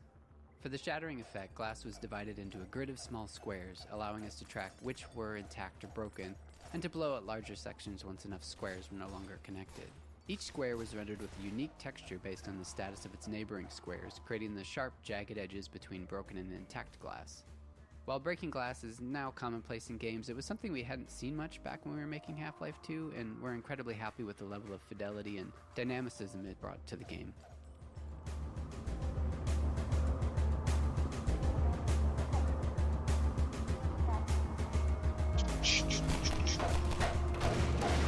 Oh, you know what? Let's go ahead and save that. I should just save after every commentary. Helicopter Peekaboo. The Combine attack helicopter as central antagonist was something we wanted to develop throughout the entire chapter. The relentless chopper became a character in its own right. Here, if you listen and look overhead, you can hear its engine and see it flying along the train tracks and into the distance. This first glimpse is a small piece of foreshadowing, with its presence becoming more pronounced over time, until eventually you're squaring off against it. Iterative passes. Some chapters of the game, such as the on-foot sections of the canals in Ravenholm, were developed in multiple passes by different cabals. We found that handing off maps in this way led to greater variety in the experience, and a higher density of interesting moments, as each cabal added their unique touches to the maps. Oh, it was In this the way. on-foot portion of the canals, the first pass established the art direction and the player path, along with the broad strokes of the experience and some major beats. But the team-wide alpha playtest identified insufficient tension and a somewhat monotonous experience here. In our second pass, we returned to the map solely focused on creating that tension and greatly increased the density of moment-to-moment scenarios.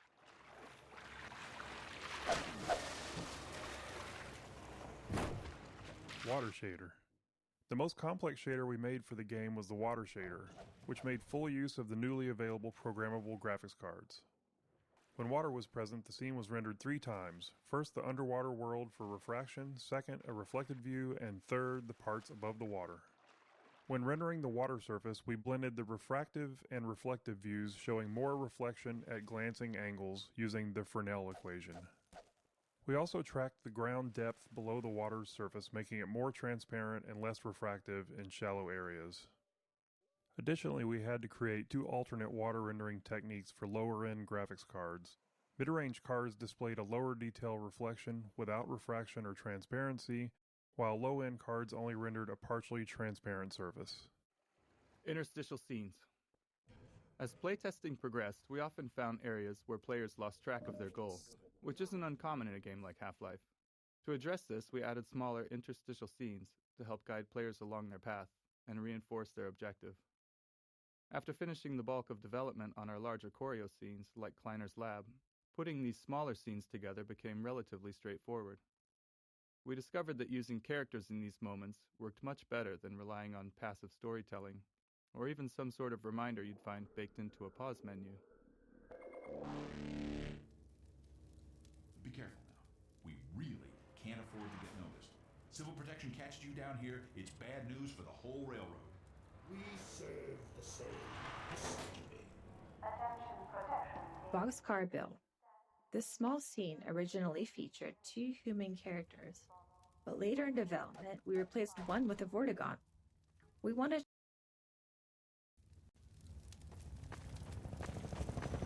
Oh!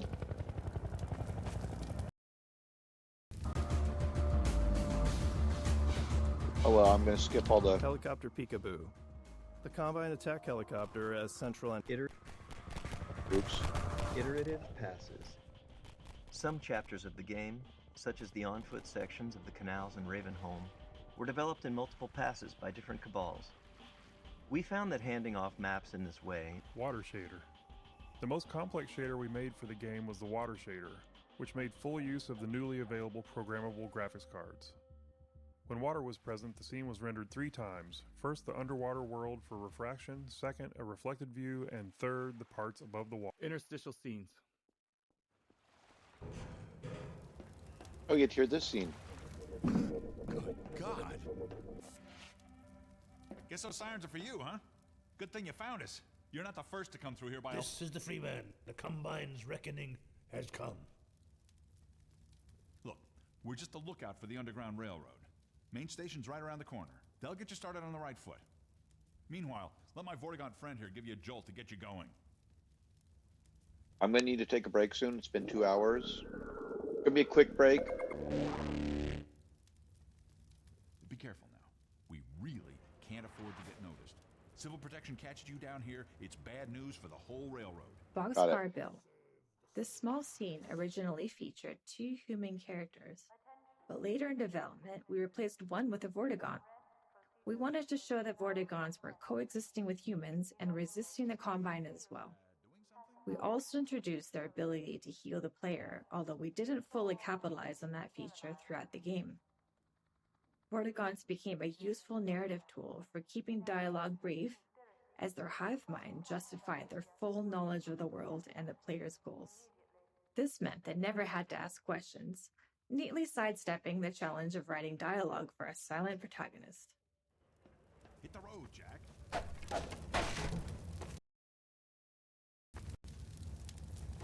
Okay, I gotta save in.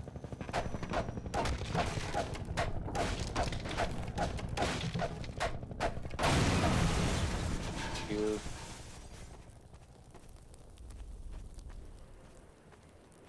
Oh my goodness. Barnacle Introduction. Because barnacles can be confusing when first encountered, we wanted to introduce them in a way that showed players their behavior at a safe distance. We decided to do that through a nature show style predator-prey scene. But, as always, scenes like this took a lot of iteration to get players to reliably see.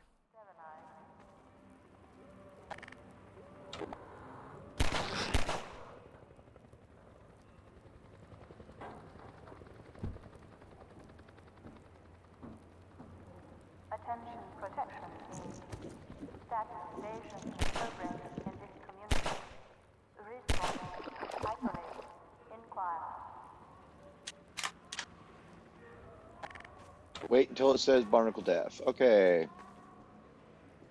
We might actually get to gameplay.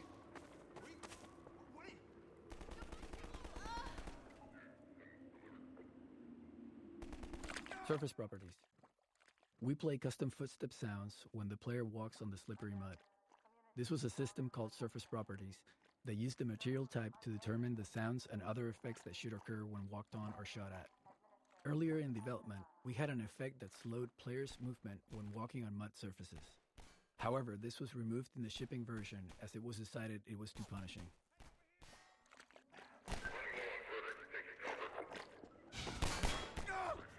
Mounted gun gallery. There are a few things going on in this scene. The turret firing at the breakable crates behind teaches players not to take the threat head-on and instead utilize the sewer route to defeat it. And when they reach the turret, players enjoy using it in a shooting gallery with a wave of Combine soldiers and dive-bombing scanners. We also begin to introduce the missile-firing Combine APC that pushes the players along and will show up again later in the chapter. Ow.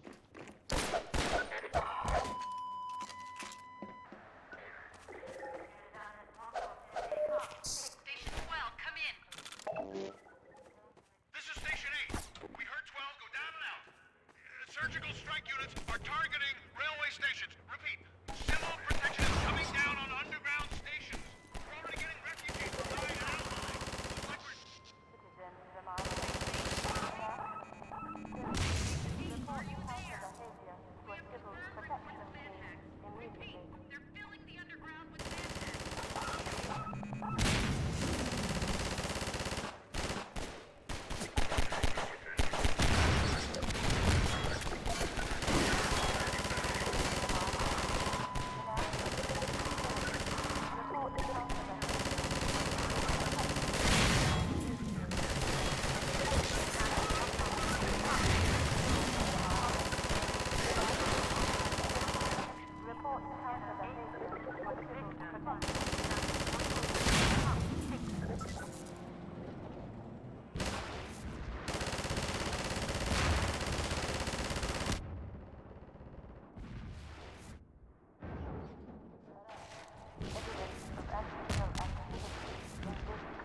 That's dead.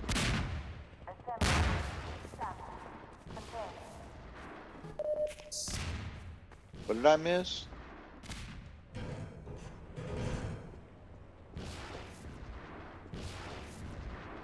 Oh, I know what I missed.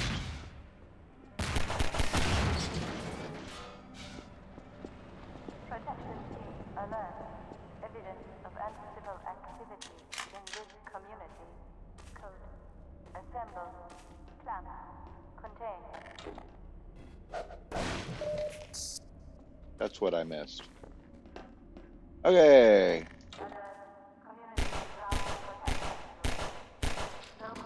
Time for death.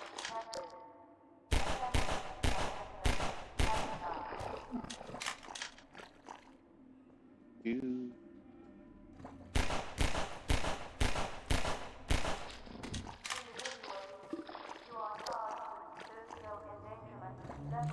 Okay,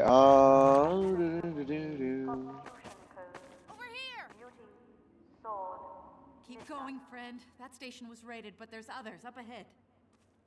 I'm gonna stay here in case any others come through. Gotta keep the railway alive. My neighbors are jerks.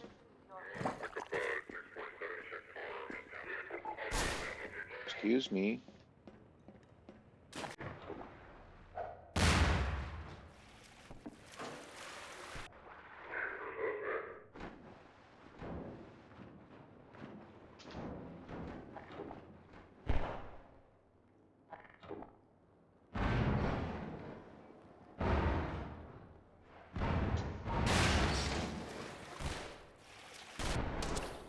On it.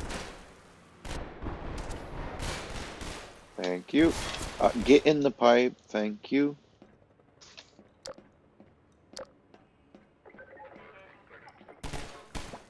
Running around a corner into a new area just to see enemies standing there is always awkward, and it makes the world feel less alive and more like a shooting gallery. So we were motivated to introduce enemies into combat spaces in more interesting and dynamic ways that would communicate planning and intentionality on their part, as if these soldiers had had a plan for Gordon even before he showed up. The Metro cops in this scene jump down into this space via scripted sequences, and later in the game we use rappelling in a similar way. It doesn't matter where they're coming from in reality. Oh, I forgot about that. Players end up telling that story to themselves. We found that in the end, combat should have a story implied in its setup. An ambush, a surprise, a surge, an assault. All of these scenarios use much of the same enemy AI, but all felt different to playtesters.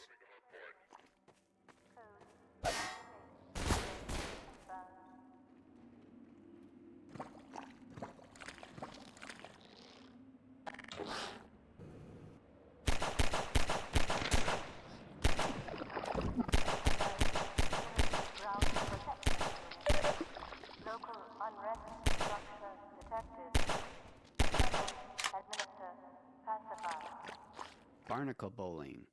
This is a satisfying example of how a bunch of design elements can come together in a matrix of interactions to create a memorable scenario for the player. We got barnacles, our physics simulations, slippery mud surface properties, and last but not least, explosive barrels. You've encountered all these on their own, but they're able to snap together naturally to create a moment we called barnacle bowling.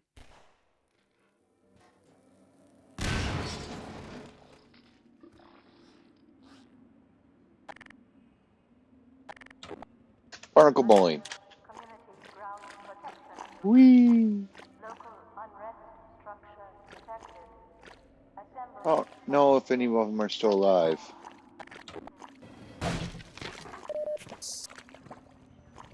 Doo-doo-doo. Oh, there's some.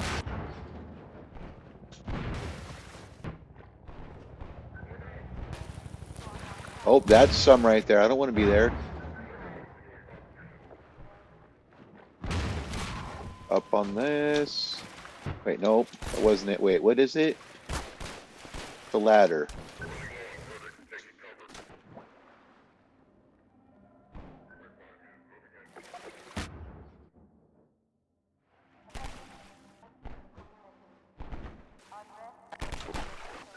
Where are you at?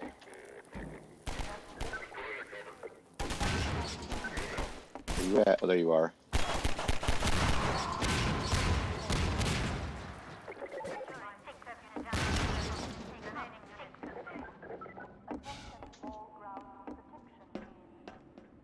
Okay.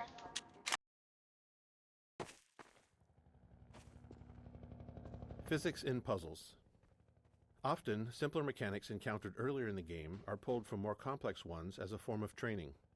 The teeter-totter puzzle, the first physics-based contraption in the game, was actually derived from a later, more intricate washing machine puzzle in the canals. The teeter-totter uses the same principles of mass and ramps, but in a more straightforward way that players can directly interact with, helping them understand the game's physics and making later puzzles easier to tackle. This puzzle also highlights the analog nature of the physics system, with the placement of cement blocks and the player's own weight both factoring into the solution.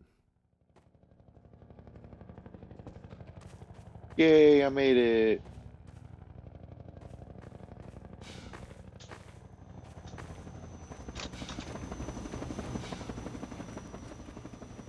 Combine attack helicopter. Players have had glimpses before, but here's where we fully introduce the main boss of the Canals chapter, the Combine attack Look at the wires. This chopper relentlessly destroys a player's cover, forcing them to move forward or risk being gunned down. We wanted this sequence to feel tense and menacing, with the helicopter seeming far too powerful to confront directly, and maintaining that intensity through the canals until the final showdown in the reservoir. Oh. To achieve this, we heavily constrained the helicopter's movement based on specific gameplay goals. In this map, designed as a dash from cover to cover under helicopter fire, we created a ring path in the sky above the arena. The helicopter always travels to the farthest point on that range from the player, keeping it visible and making it easier for us to place cover in just the right spots. Normal maps.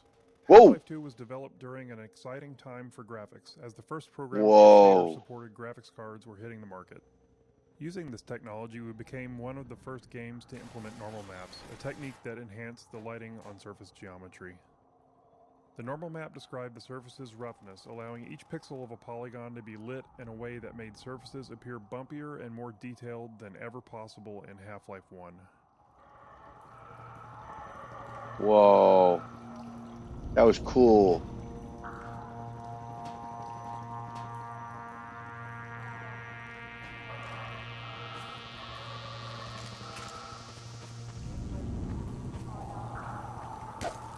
Lambda. Okay.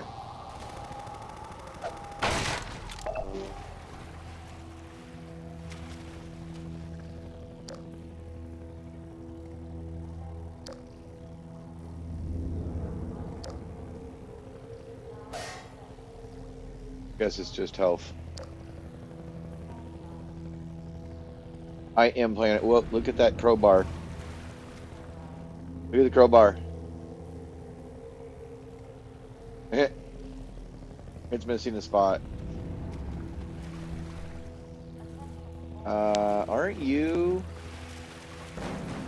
what I want down there?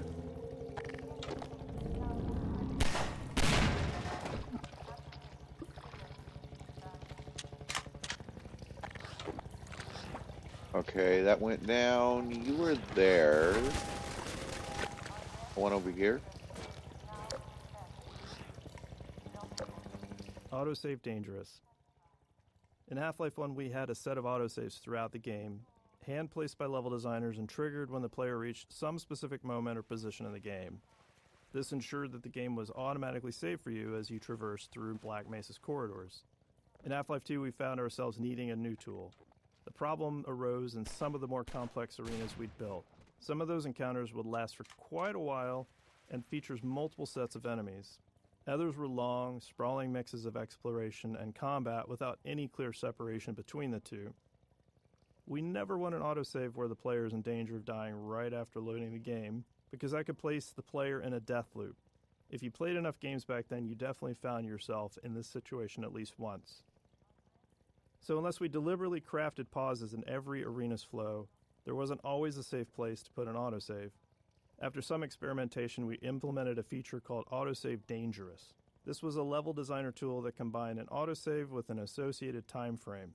When triggered by the level designer, it immediately saved the game, but kept the save off to the side, not available as a save game to load from. If the player then stayed alive for the specified time frame, then the save would be committed and used as the most recent autosave. This allowed level designers to put an autosave at a reasonable place or time in an arena, specify a time, like 30 seconds, and if the player was still alive for 30 seconds, the autosave would be used. Interesting.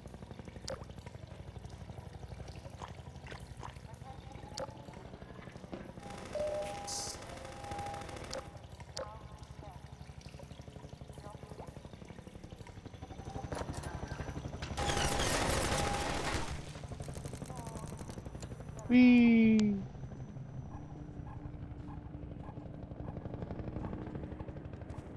Soundscapes. In Half-Life 1, ambient sounds were placed by hand and then individually tuned. For Half-Life 2, we wanted more ambient sounds in our environment with higher quality and less manual effort for placement. So we built a system that we call the Soundscape system. A soundscape is basically a small program that controls which ambient sounds play. Uh-oh. Soundscapes. In Half-Life 1, ambient sounds were placed by hand and then individually tuned. For Half-Life 2, we wanted more ambient sounds in our environment with higher quality and less manual effort for placement. So we built a system that we call the Soundscape system. A soundscape is basically a small program that controls which ambient sounds play, where they come from, and then how they behave in a specific environment. So flies buzzing, wind blowing, birds, a distant train, distant combat. The soundscape system could then randomly select and play these sounds, and also, really importantly, handle the smooth transition as the player moves through environments. Soundscapes can also contain other soundscapes, and that allows us to create reusable collections of sounds. So, for instance, distant combat might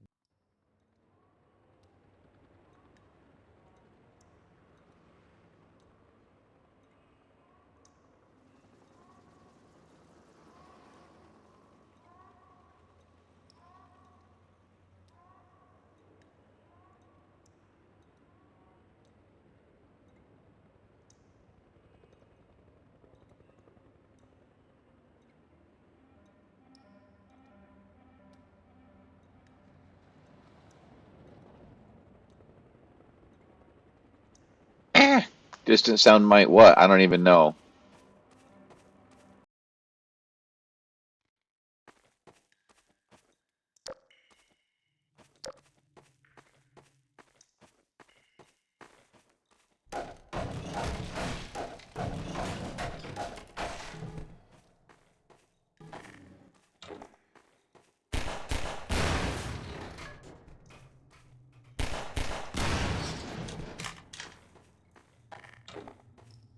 Oh, I thought I was going to take a break. I'm going to save it right here because that's a story bit right up there. I'm going to go ahead and take a break now. It's been 2 hours.